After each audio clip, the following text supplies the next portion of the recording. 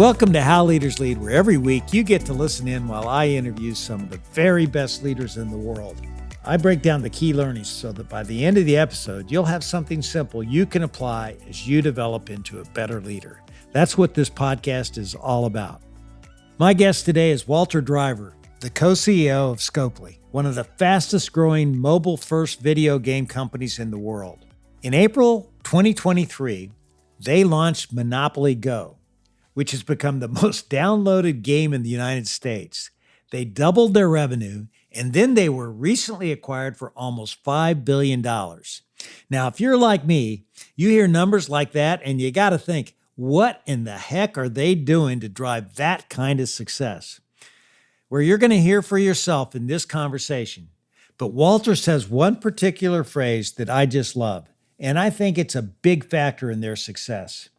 In his words, he's not just building a company, he's building a learning machine, a work environment where people can iterate quickly, see what's working and what's not, and use that knowledge to get better.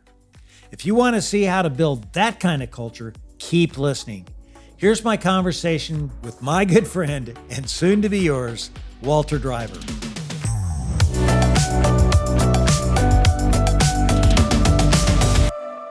Walter, you founded Scopely in 2011, and recently you were named Mobile Game Maker of the Year for the 8th year in a row. Give us a snapshot of the business you have today. Yeah, we're one of the largest video game companies in the Western world. We have, over 100 million people playing our games, and that's across a diverse portfolio of products like Monopoly Go, Stumble Guys, Marvel Strike Force, and Star Trek Fleet Command. So very different kinds of experiences that appeal to different kinds of players. And, we try and create experiences that are going to matter a lot to players over a long time period. And that's really been the foundation of what we've been trying to build is to create meaningful experiences where players can play and connect with like-minded people around the world. So we've been having a lot of fun building this company. Yeah, you've had a fantastic success story here. And I got to ask you, where'd the name Scopely come from?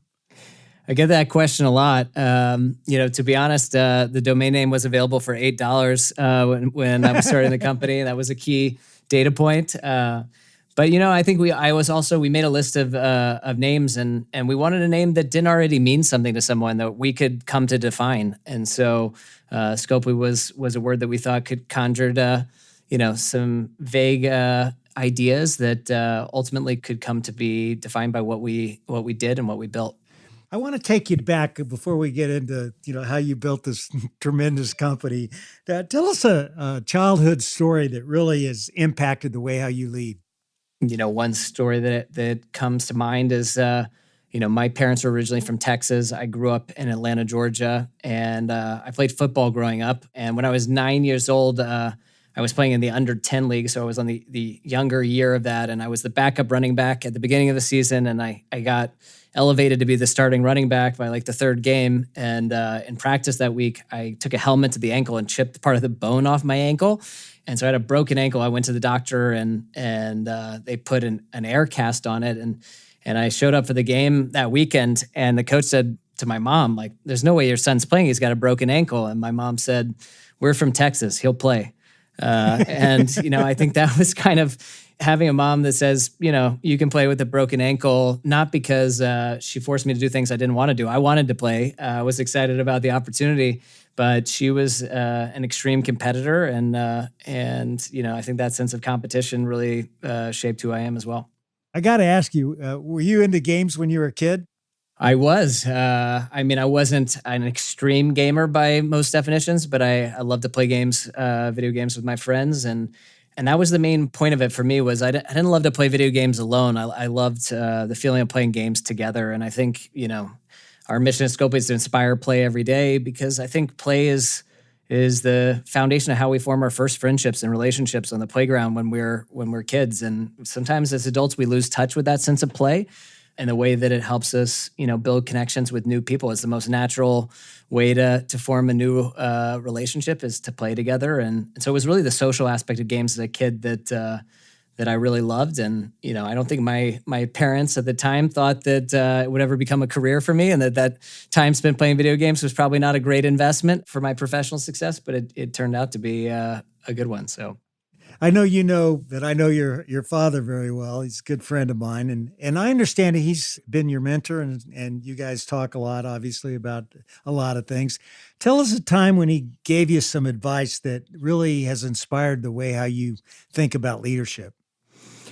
Yeah, I mean, I am fortunate, I think, to have a built-in role model in my house. My dad is a natural leader. He's been a leader of virtually every organization he's come into contact with in his life, and I think that's been a tremendous advantage for me. And one of the key pieces of advice he actually gave my sisters in a document he wrote for them, and then they gave a copy of it to me when I was older. But one of the things that really resonated was, he said that the secret of success in life is to recognize your strengths and maneuver yourself into a position where, your strengths are the key vectors of success in whatever endeavor you're in, and try to navigate to a position where your weaknesses are as irrelevant as possible.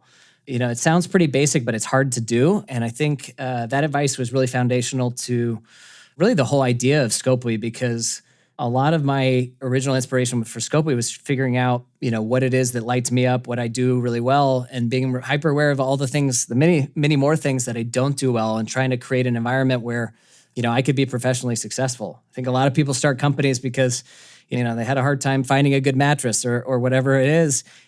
For me, it was the problem that I was solving was I never had a job before, and I didn't really want to get one, to be honest. I wanted to go on an adventure, and I wanted to be, I wanted that adventure to be successful and to work with amazingly talented people that could teach me things I didn't know, and to be able to learn and grow, and to be self-directed in kind of that exploration. And so I really designed Scopely with that advice from my dad in mind.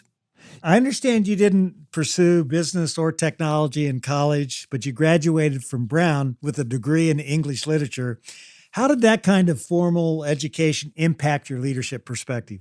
I would say my degree from Brown, where I spent a lot of time in poetry classes and that kind of stuff, wasn't the most directly applicable concept of starting a technology driven video games company on the surface, but really actually it served me incredibly well because I think as a founder, CEO, leader, one of your chief jobs is really being the storyteller of the organization, because you're trying to create something that doesn't exist today. And to do that, you need to be an extremely effective communicator of a world where it does exist in the future, and be able to build sort of collective conviction of all the people you come into contact with, that this reality that you're talking about will in fact become a reality over time. And so I think storytelling and communication is maybe one of the most essential skills for a founder and a leader, and one that sometimes gets overlooked.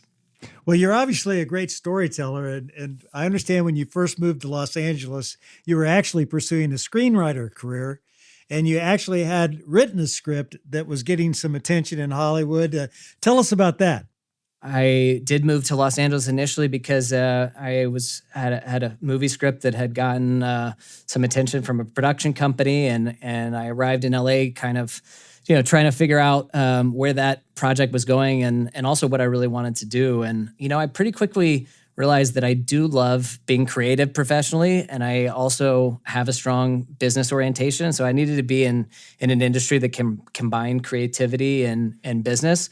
But I also wanted to be in a really dynamic and growing space. And I felt like, the feature film industry at that time was already relatively slow moving. It took years to make a movie. And if you were lucky enough to write something that got made, you were going to sit in a dark room with a few hundred people in silence for a couple hours, and then they would get up and walk out. And you didn't know which characters they loved, which scenes mattered the most to them. And there wasn't really a role for them to play in co-creating their own experience. And it felt like software was eating the world, as Mark Andreessen famously said, but it was going to eat entertainment as well, and that interactive entertainment experiences where people could really customize the experience and make decisions inside of the software that would reflect their choices and preferences, and enable them to connect with other people and have an identity inside of a world. All of that was more exciting to me. And it was also sort of a new frontier where it felt like it was going to be the biggest entertainment category. And it is today. Gaming is bigger than, film, music, and books combined, and a growing space where we would have a lot of runway to be able to pursue bigger and bigger dreams. And I sort of made an adjacent hop from creating experiences for people in writing to creating them, through games. Did you have a aha moment, Walter, where, that it made you say, hey, I don't want to be a writer. I'm going to really make this pivot? Yeah, I mean, I think the thing is, a lot of people growing up, they're drawn to they have an idea of a career that they want to have. They have a dream of a profession that they envision that they'll really enjoy. But you also have to think about what is the reality of that like, and how do you actually spend your time? And when I was writing, I was spending a lot of time alone with my computer, with fictional characters, and just writing all day, every day. And I felt, I realized I'm really extroverted, and I get a lot of energy from interacting with other people. And honestly, my favorite part of being a writer was being in the room, pitching the story we were going to write and why it was going to be fantastic. And then I would go home and I'd be like, I have to sit here and write this thing, And I realized, if you don't love the actual process, like if you don't love the reality of the work, it's impossible to be world-class at something. You have to have an inherent love of the craft and the core thing that you spend your time actually doing. And so I realized, I would be way better off in something where I worked as part of a team, where I could surround myself with people that had really complementary skill sets, and I could put a lot of the same skills to use, but in a different context, and have a different daily experience where I was energized by the people around me. How'd you go about building the foundation and know-how in technology, in gaming to start up a company like Scopely? It's been quite a process for the last 12 years. It's, really required every fiber of my being on a lot of fronts. But I'm not a programmer. I'm not a game designer. I'm not a marketeer. I don't have a finance background. I don't really have any specific skill sets that are relevant to, any of the functional areas in our company. And so, I started with a feeling that I needed to create an environment where the most talented people in the world would want to come work, and we could get the best people in the world at all those things that I don't do as well. And so, pretty foundational to starting that process was figuring out who had the skills that we needed and who had done it before, and flying all over the world, interviewing people and asking lots of questions of everyone I met about who's amazing at this thing or that thing, and then pulling on those threads, and then being really relentless, and sometimes spending years trying to talk those people into coming on board and joining us on this Scopely adventure. And so I've really learned a lot of things I needed to learn. I still don't know them well enough to do them myself at a world-class level, but I'm much more fluent in all of those things because I've been surrounded by people who have taught me a lot from inside the company. And, I think people sometimes underestimate how much they can learn from all of their coworkers inside of an organization. And that's certainly where I've learned the most. I'm thinking about your business, mobile gaming, and I have to ask you, what went on in your mind when you first saw the iPhone in 2007? The advent of the iPhone certainly felt like a generational opportunity. It took a couple years, I think, for it to fully come into focus, how it was going to be the biggest, smartphones would be the biggest platform in the history of humanity, to be able to make something once and put it in the hands of literally billions of people around the planet. And so it just obliterated a lot of the distribution obstacles for anyone who was creating, consumer-facing businesses. And people also have it with them, 24/7. It's not something that you have to go home to be in front of a desktop computer or a television. And so you can have a different kind of relationship with those products. And fundamentally, it's a phone, right? It's a communication tool. And so when you have 3 billion people now that have a gaming platform with them 24/7, but is also a communication tool where they can, use it to communicate with people inside of these games, it really seemed like, the opportunity of a generation that I had to focus on, because it was really the most exciting thing that was going to happen for a very long time. And it kind of coincided with this shift from games being content that people would purchase and consume, to pay $60 for a console game that was in a box, and then you would play it and finish it and be done with it and wait for the next thing to come out, to this shift of what we call live services, which are always evolving, always on products that are really more of a destination that people can go visit. They're really social networks built around a digital playground, and the phone was really conducive to those kinds of experiences. So it has been a big part of our success at Scopely, and I think there are many other people around my age who saw giant opportunities with the advent of the iPhone, and whole industries that have been built on the back of it. I think a lot of people see those opportunities, but not a lot of people really seize them.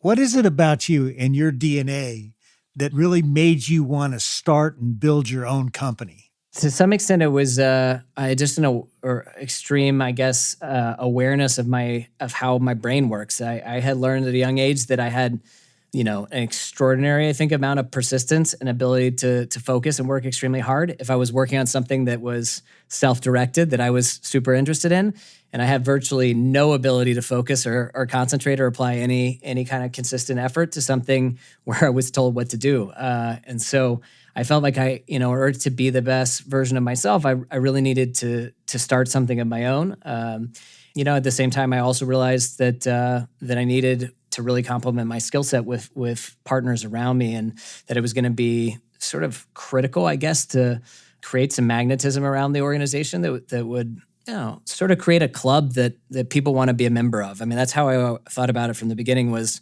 when you're building a company, you're really creating a club, and do people want to join that club? Do they want to stay part of that club? Are they proud of their association with it? And are they proud of all the associations with the other people who are members of it? And if you can get that right, then a lot of things take care of themselves. And once you lose that thread where people no longer want to be part of that club, it becomes really hard to be successful. I asked you earlier about the name Scopely, and you said you wanted to keep it kind of vague, and it didn't cost you much to pick it up, which is a great benefit. Did you and your co-founders set out to create a game company? No, I think we didn't know exactly what we were going to do when we started the company. I remember sitting with Ankur Bulsara, my co-founder and CTO, and saying, we should start a company. And he said, what are we going to do? And I said, I don't know, but it's going to be huge. I think that was an unusual way to start an organization where a lot of our strategy was less about which specific products we were going to build and more about what kind of company that we were going to build to be successful. We knew that there was huge opportunity creating social experiences for people that were facilitated by play, but what kinds of play and what kinds of experiences, we didn't know. But we knew that there were different challenges that you needed to build a single product that resonated in a consumer-facing digital experience, and challenges that you needed to solve if you were going to build a company that would become an institution that could systematically kind of be successful in bringing products like that to market. And so we knew we didn't want to be a single product company, that we wanted to be able to build infrastructure we could use over and over again to be systematically successful. And we knew that we were going to have to find a series of products that resonated. And so it made the company harder to build initially because, we're raising capital when you go to investors and they say, well, what are your products? What are your revenue? And you say, well, we have a few of these small products, but don't worry about them because we're actually going to make better ones and we're going to keep releasing new products in the years to come. And what you really need to focus on is this operating system that we're building and all of these capabilities that we can apply across anything that we do in the future. And we're going to build a technology platform, Playgami, that is going to help customize digital experiences. And it made it really hard to get started, but it actually made it way more likely we're going to be successful longer term because we were thinking about building a company rather than a product from relatively early on. And then we sort of were open-minded about which products were going to best serve the vision for the company. And so we did it sort of in a reverse order to most companies in our industry. Have you ever wondered what David is thinking as he interviews our guests each week? Or have you been interested in hearing David's take on some of the questions that he asks his guests? Well, I do, and I know a lot of you do too. My name is Kula Callahan, and together with David, I host the 3 More Questions podcast that airs every Monday. These episodes are just about 15 minutes, and in them, I ask David 3 questions that dive deeper into the themes of his episode with his guests. David shares incredible insights and stories from his career leading Yum brands, and all of his answers are super practical and inspiring. Like this great insight David shared in one of our most recent 3 More Questions episodes. Cool. I think the most important thing is that as a leader, you want to make the best decision. You don't care who has the idea. All you care about is getting to the right answer. So the first thing I would tell you is you have to have a willingness to hear everything that's out there that's going to impact the decision that you're going to make. And people got to know that you want the unvarnished truth, that you want their opinion, and it doesn't have to agree with you. You know, so many times leaders are so hell-bent on getting done what they think needs to get done, they don't care what anybody has to say. They just want their decision executed. And a lot of times they find out it's not the right way to go, and they have to go back and do it over, and it wastes time and money and energy.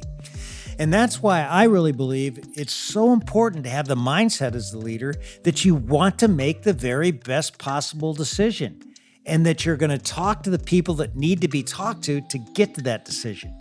So I think one of the things you got to do when you're making a decision is say, okay, who should I go to that's going to give me the best and widest perspective on this issue so that I can end up with the best possible route to take?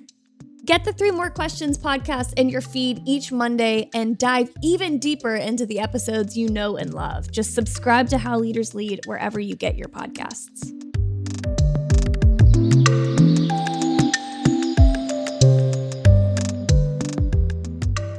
Walter, you say, and I love this, it's to excel at business, you need to create a narrative. And you've talked a little bit about your communication skills and how it's helped you create the story for Scopely. But the narrative that you had, you're selling this dream without real products. I mean, tell us how you formulated that narrative and brought it forward to investors and your people, because you had to get people to come along with you. It's not easy to join a company that doesn't necessarily have a product.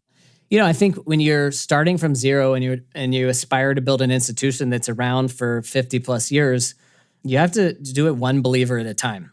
And that the first believer has to be you, right? You have to have a clear understanding of, what you're trying to do and why, and you have to be able to inspire one other person to believe in that. And then you got to add a second person, and a third person, a fourth person, of 50 people and 200 people, and until it's millions of people. And when millions of people believe and what a company's potential is, it becomes a reality. But it always starts, in someone's brain or a few people's brain. And, I was really, focused not just on the specific contours of like, this is exactly what it's going to look like, because I knew it was going to change. And so we talked a lot about, what kinds of behaviors are we going to focus on inside the organization, and that our strategy was not going to be about a specific product, like we're going to make role-playing games. Our strategy was really that we're going to make experiences that matter a lot to people, and experiences that matter a lot to them over a long period of time, and that we're going to be really agile and dynamic in figuring out where the market is headed, because it's a big TAM, but it's a very fast-moving TAM, and we thought the most dynamic and agile companies were going to be most successful, and to build a company that can change faster and learn faster than any other company in the space is something that really was a key objective for us. And we started saying at the relatively early on in the company life cycle that we weren't trying to build a company, we were trying to build a learning machine. And that feeling that if we could learn faster than any other company in our industry, that ultimately we would come out ahead over time, because that knowledge would compound. And if we were just learning, 3% faster than anybody else, we would end up in an amazing place. And that it attracted, the kinds of people who are very open-minded about the specific tactics, but I think inspired by the mentality, and that enabled us to, I think, evolve very quickly and make a lot of tactical pivots when we needed to, and seize new opportunities, while still having this through line of, how we thought about the company itself as a learning machine. I love that idea, the learning machine. How did you institutionalize that inside the company as you've grown it? We focused a lot on, I think celebrating the process rather than the outcomes, and focusing on inputs rather than outputs, and being really comfortable with failure. Because in order to learn fast, you have to be operating at the frontier of your current capabilities, right? You have to be trying to do things that you don't know how to do. And that process is really messy.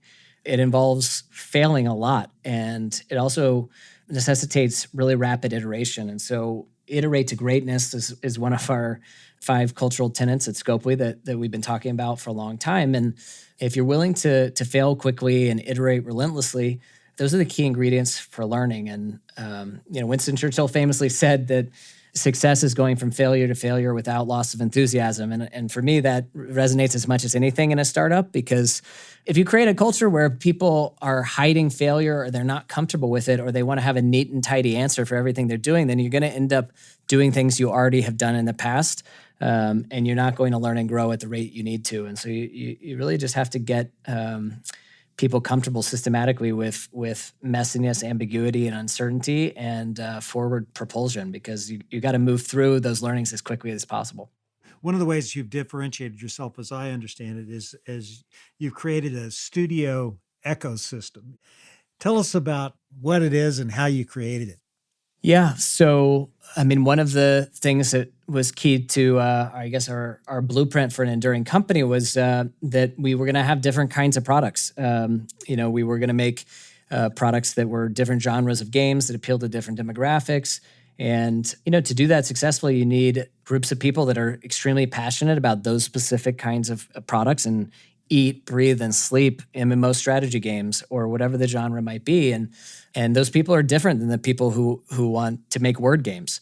And so we needed to create as you said, an ecosystem that was not monolithic, where, you could have teams that had their own sense of identity and culture and their own ways of doing things that would be supported by central resources that hopefully it could be a force multiplier in what they're doing and make them more likely to be successful in a systematic way, because we give them access to technology and publishing capabilities. But a core part of it is that we needed to be the partner of choice to the best game makers in the world. And that means that if we were trying to hire people, we needed them to believe that this was the place they could do the best work of their career. And if we were trying to buy a company and it was a competitive process, that the people leading that organization would in their heart of hearts, hope that they wound up at Scopely, because they thought it would be a more fulfilling experience, and their products would be more successful, and they would be more successful. And so just spent a lot of time trying to make sure that this experience can be the best experience of people's professional lives. That was really the first goal that we set as a company, was that 70% of people in the organization could say that this was the best experience of their professional lives. And when you see the work you're doing through that lens, it changes how you think about all kinds of details in the organization. And if you do it well, as I said, a lot of things really take care of itself. As I understand it, you have a highly successful partnership with your co-CEO. And a lot of people will tell you that having co-leaders in any organization is a formula for disaster. I mean, but yet it's worked for you guys. Why is that? Yeah, I have a co-CEO, Javier Ferreira, who's been an extraordinary partner over the last almost 10 years now at Scopely. And yeah, people have asked us that question many times, like, how do you do this with two people? And, when the company has had a 70% compound annual growth rate for 10 years, our question is sort of like, how do you do it with one?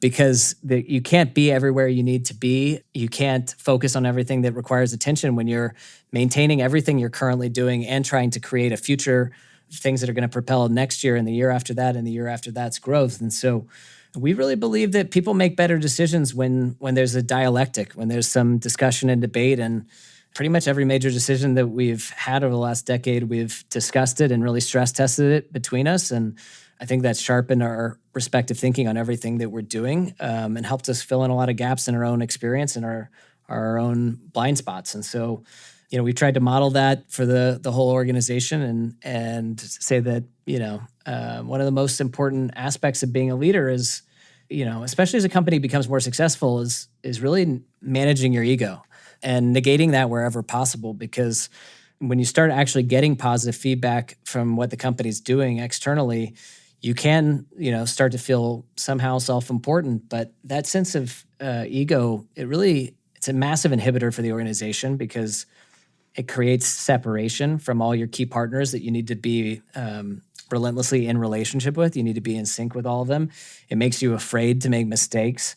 It makes you, focused on how people are going to perceive what happens rather than what actually happens. And so I think being able to share leadership responsibilities is, I guess, a reflection of our desire to try to get to the best outcome that we can get to, not the best outcome we can get to by ourselves. You said earlier that your company was really never guided by a specific roadmap, but instead you focused on cultivating behaviors. And that, I'm sure, really represents the foundation for your culture. What behaviors are you really trying to drive deep in the organization? Yeah, well, we have 5 cultural tenets at Scopely that we talk about a lot that have been, pretty consistent throughout the lifespan of the company. We've iterated on a few of them over time, but they're play to win, care deeply, embrace the adventure, iterate to greatness, and ignite passion and earn loyalty. And it started with play to win. I think there are some people who find a way and some people who find an excuse. And if you work with people long enough, you can tell the people who kind of consistently find a way. They're never a victim of their circumstances. When the circumstances are a problem, they figure out how to change those circumstances or, solve it some other way. And I think that is a key ingredient. This idea of embracing the adventure, the kinds of people who welcome adversity and unpredictability and ambiguity, and they don't see adversity as an adversary, like they see it as a catalyst for personal growth and creativity. And people who care deeply, we really believe that you got to care about the people you work with, their personal welfare, their success. You got to care about, in our case, the software we're building, the players and the experience that they're having. You got to care about all of the details immensely, because as soon as people start seeing something in a meeting where they're like, oh, this is not a very good plan, but it's not even worth commenting on, I'm just going to let it slide. I think that kind of indifference is really toxic in an organization. And we try to get people to care about all of those details and to care about each other. This idea of igniting passion, earning loyalty is something that started with our players, that we want to create really strong, passionate responses in our players, not just something that they like, but something that they is their favorite thing to do, and that it remains their favorite thing to do over long periods of time. But very quickly that became something that we started thinking about internally. That was true for all of our leaders across Scopely as well. That they needed to ignite passion and earn loyalty and be worthy of loyalty for the people that they worked with and alongside.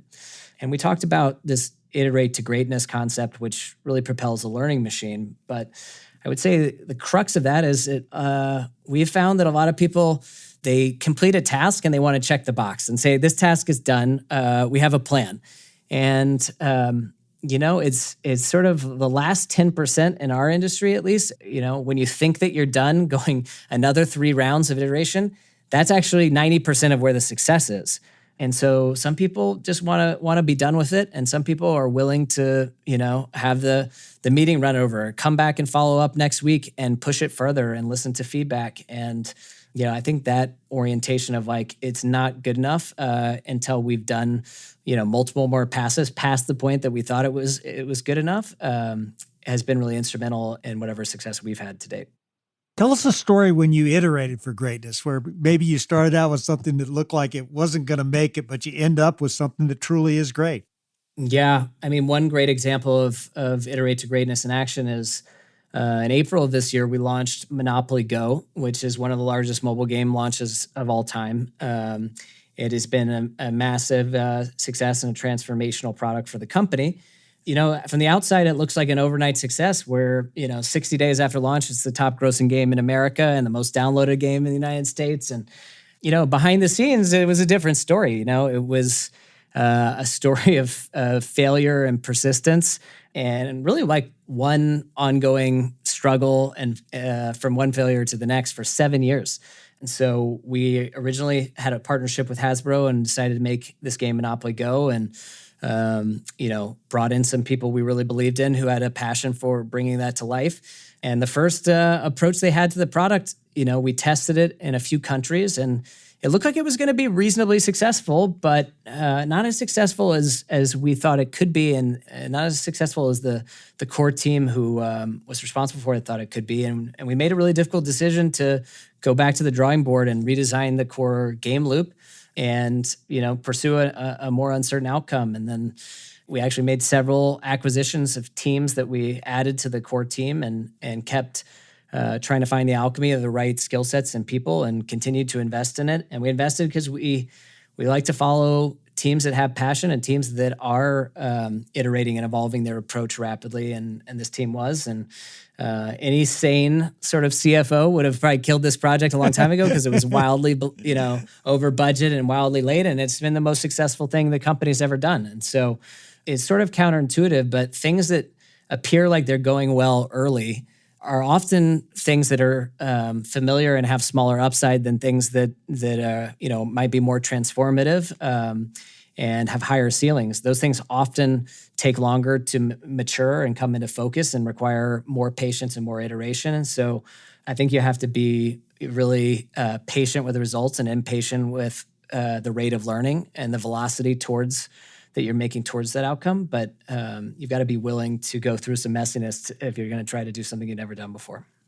How do you go about the process of making money, scaling your products and monetizing your products? Yeah, so all of our games are free to play.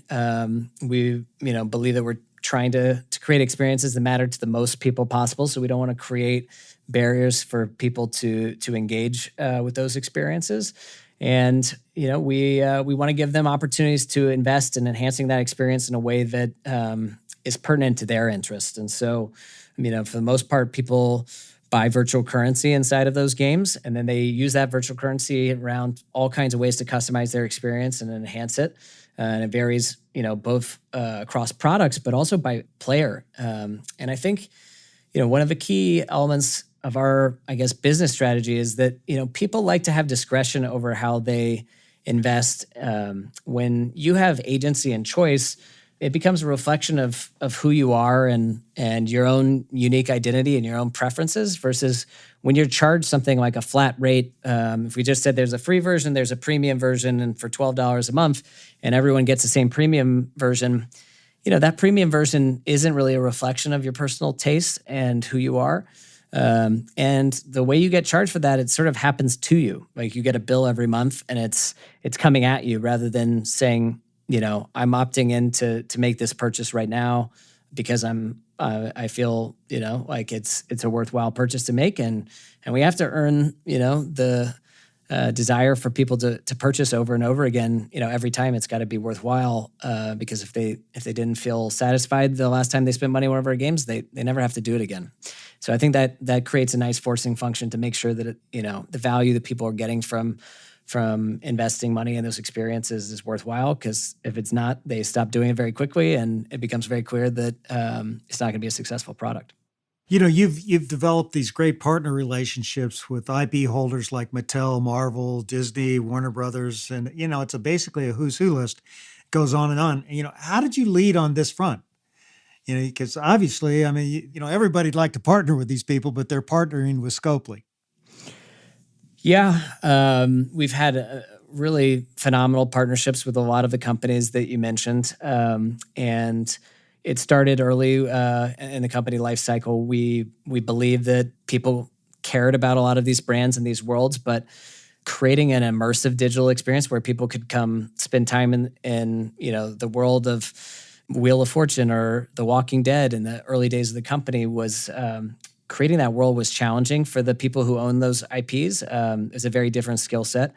And we thought we were building, that expertise. And so we signed some early partnerships and with some folks who really trusted us to try to, when we didn't have a track record, to try and create worlds that people wanted to spend time in. And then we had some early success and that track record started to build on itself and enable more opportunities. But I think the thing that's been most helpful is that those partners have all of them been, say, really intellectually engaged with understanding, why things are successful in our industry. And in the case of Monopoly Go, we Hasbro was like, wait, you're soft launching this product in a bunch of geographies and it's doing reasonably well. And we did a play test across our entire company with thousands of people and people loved it. And now you're saying you're going to go back to the drawing board and reset the whole thing. And we said, yeah, and we showed them some data and why we thought we could do better. And to their credit, they said, we understand, when we trust you that let's try and do something better. And now it's a much more successful product for both of us. So we tried to approach all those partnerships with, the orientation of let's really learn what's important to them and share what's important to us and how our business really works, and believe that, when you create shared context, you can actually make much better decisions in a partnership. And, we've also been blessed with partners that were really open-minded about trying to get to the right answer, whatever that looked like in all of those relationships.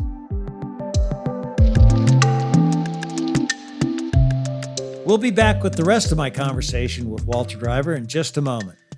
Now, let me tell you something. If you want to succeed as a tech startup, you've got to excel at learning.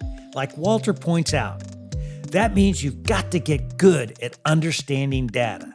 Speaking of that, Will Ahmed is the founder and CEO of the wearable tech company Whoop, and for him, it's key to prioritize the right data. We didn't view that our core function needed to be push notifications or telling the time or allowing you to call an Uber or look at your email.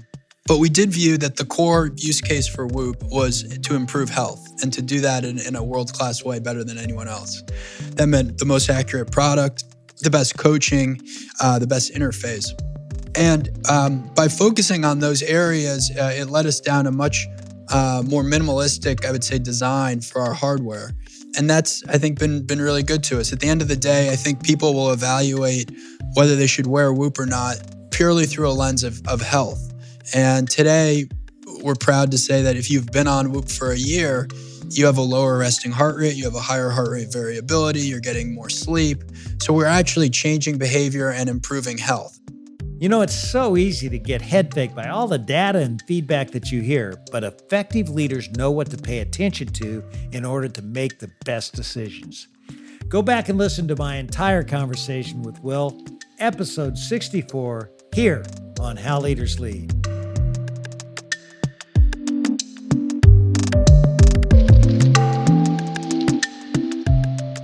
Well, you're one busy guy for sure, because I know over the last 10 years, you've made at least 10 acquisitions. Tell us a story about the one that had the biggest impact on your company. Yeah, we have done a lot of acquisitions, and we've kind of believed that in the gaming world, like no matter how much talent and innovation you have inside your company, there's always more happening outside. And so one of the key ideas of fueling this learning machine was that we have to be engaged in programmatic exploration of all the M&A opportunities that are out there. And I think one of the ways that has made us better is that we might look at 500 companies a year to do one deal a year. And so I would say that across all those deals we've done, they've really all been very successful. I would do all of them again.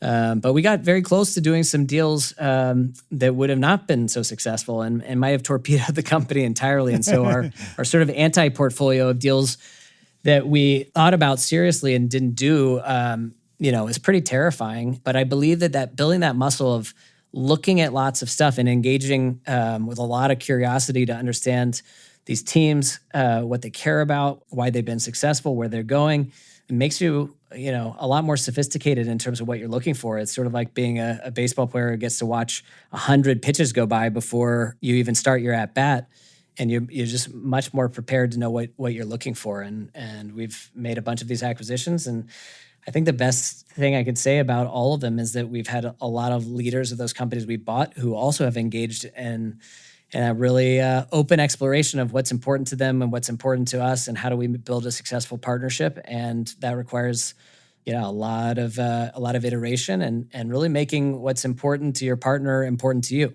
Because when people feel that way, you can get a lot of things done, and you can represent, everybody involved's interests effectively. But that process requires a lot of effort, and not everybody's up for that kind of effort. And fortunately, we've chosen, leadership teams that, and that's been a big factor in which, deals we decided to do, is which leadership teams do we believe, we can work with really effectively and can teach us things we don't know and we can learn from, but that have that, spirit of collaboration. I'll tell you what, I'm learning a lot from this conversation, and, it's been so much fun, and I want to have some more with my lightning round of questions. Are you ready for this? Sure. What 3 words best describe you? Persistent, consistent, and curious. If you could be one person beside yourself, who would it be? One person beside myself.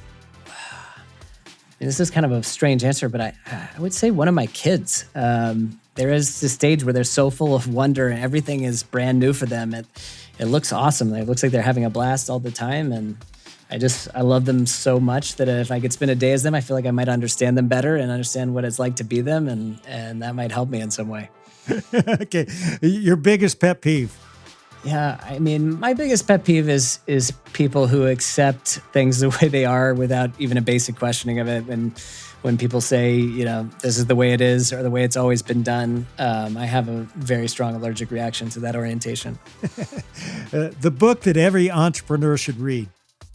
Well, I just read a book that I think every entrepreneur should read called Mastery by Robert Greene. I'd been a big fan of Robert Greene's works. He wrote, The Laws of Human Nature and the 48 Laws of Power, but I had not read Mastery, and I recently finished it, and I think it's a great deep dive on masters in various fields and how they've learned from the greats in their fields and where they've gotten their apprenticeships from and how they've put the things that they've learned to use at the highest level. It's inspiring and insightful.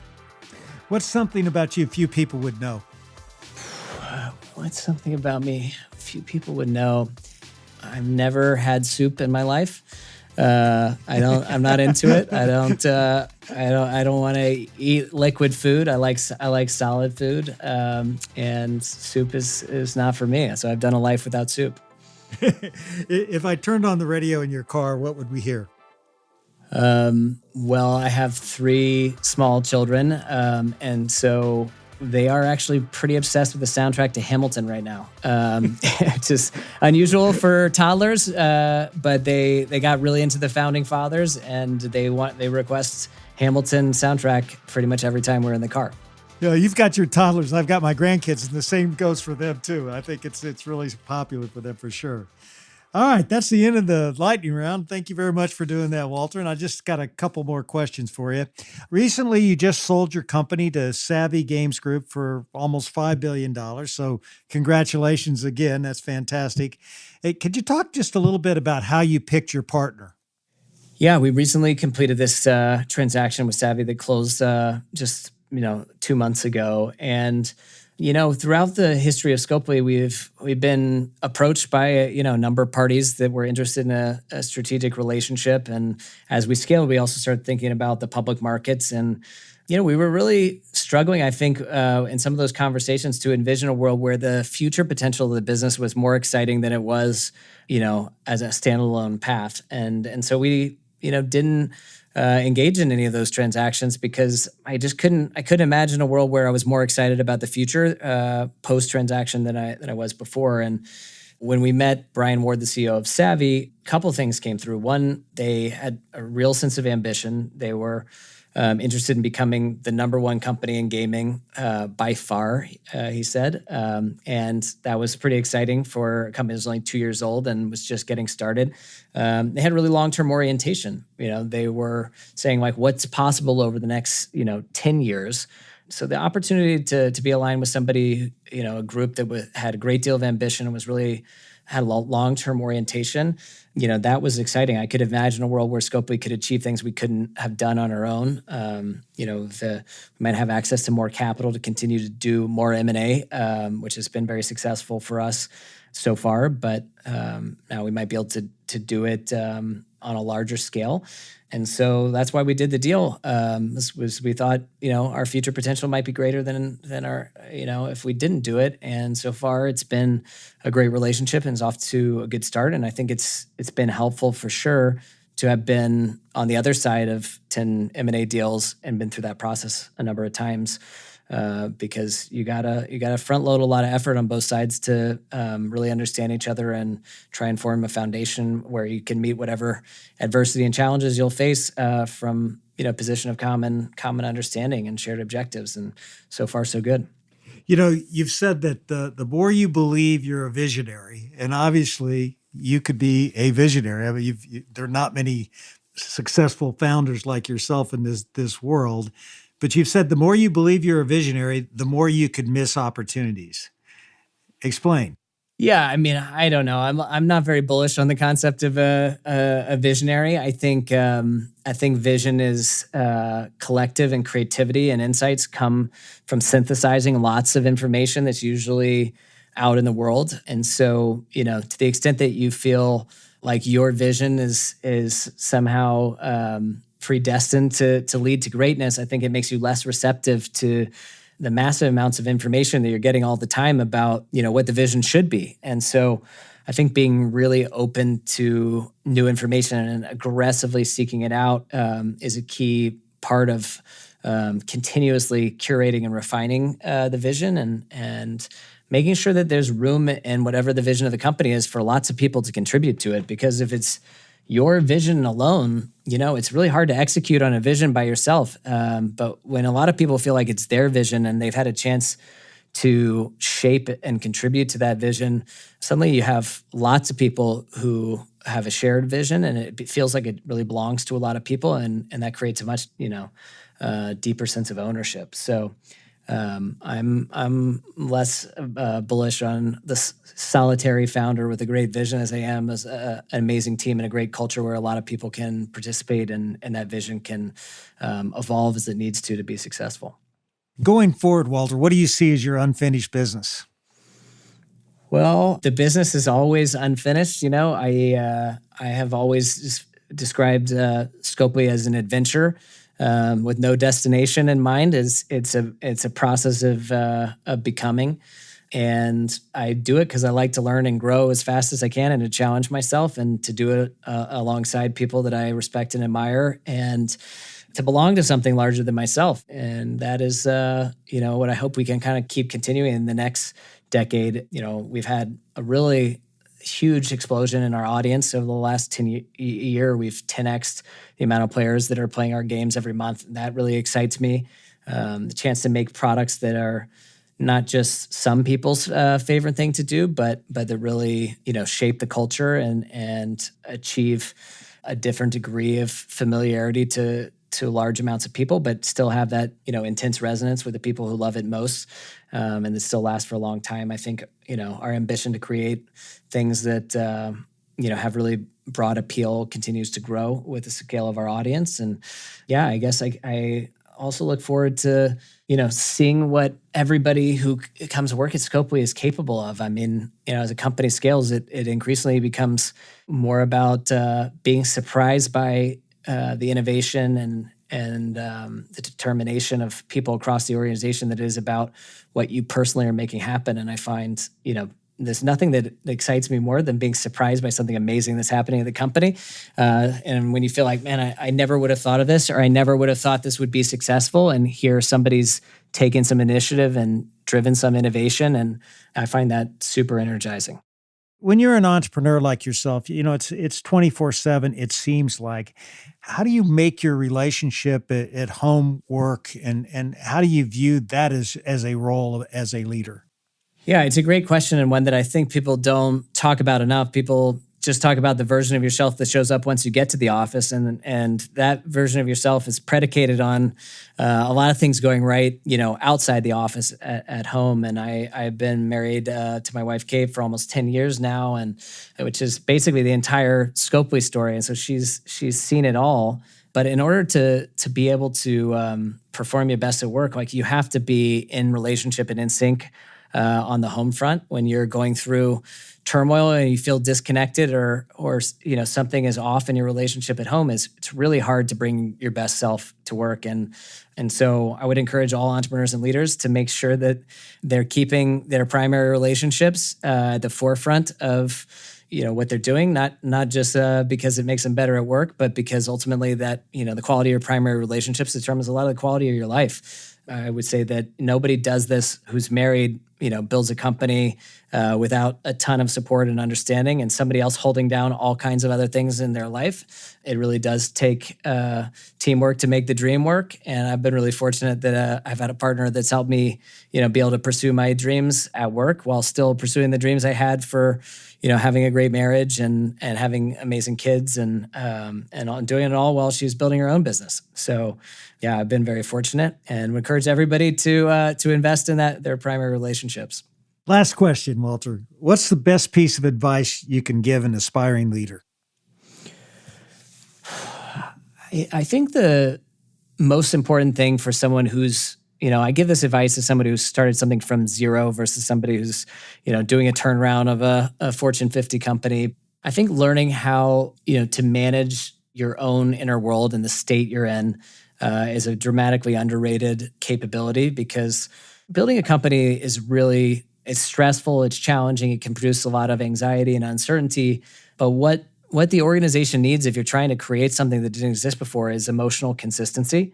And that's the foundation on which an institution can be built. It has to have somebody showing up and bringing the same energy and optimism day after day for years to have a chance for sort of scale to accrue around this company. And if you're tired, if you're drained, if you're not inspired, if you're not curating a diet of the right brain food and thinking about who you're spending your time with and making sure your relationships outside of work are in a great place, then you're going to be in a bad state. And that state is going to color how you perceive opportunities and threats, and it's going to impact your decision-making and ultimately make you a far less effective leader. And so it's sort of, I think leadership, people see it as something that is about how you interact with others and tell other people what to do. But for me, I think it's about managing yourself, because if you're a leader, there's no one else to manage you. You have to learn how to manage yourself. And it really starts with managing your inner world and creating a sense,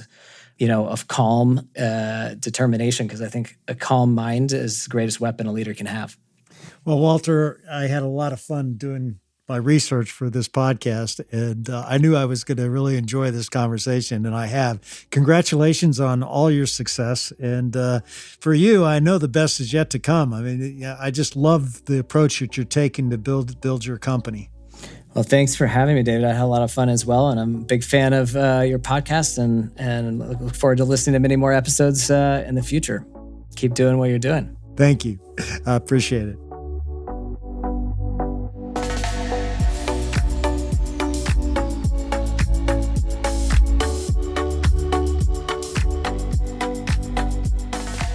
Now, I got to be honest, I'm not too sure about Walter's take on soup. I thought everybody likes soup. But otherwise, I've got to tip my hat to him. He's one heck of a leader. And you can really hear how intentional Walter is about the culture they're building at Scopely. And one of the biggest tenets of that culture is how they want to be a learning machine. I just love that phrase, learning machine. If you've followed along here much, you know I'm passionate about the power of learning for leaders. But learning is a key part of a healthy culture too. It means being willing to fail quickly, get feedback, and iterate again. It takes persistence and curiosity, and a team that's comfortable with getting it wrong sometimes so they can get it right most of the time. If you can create a company that's a learning machine, you'll stay agile and ahead of the competition, and you'll have a culture where curious and creative people can really thrive. So this week, consider how your team and your company culture prioritizes learning and feedback.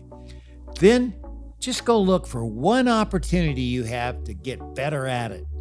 So do you want to know how leaders lead? What we learned today is that great leaders make their organization a learning machine. Coming up next on How Leaders Lead is Lisa Lutoff-Perlo, the former CEO of Celebrity Cruises. I rose from the very bottom to the very top, and I also wanted to share that if I can do it, so can you.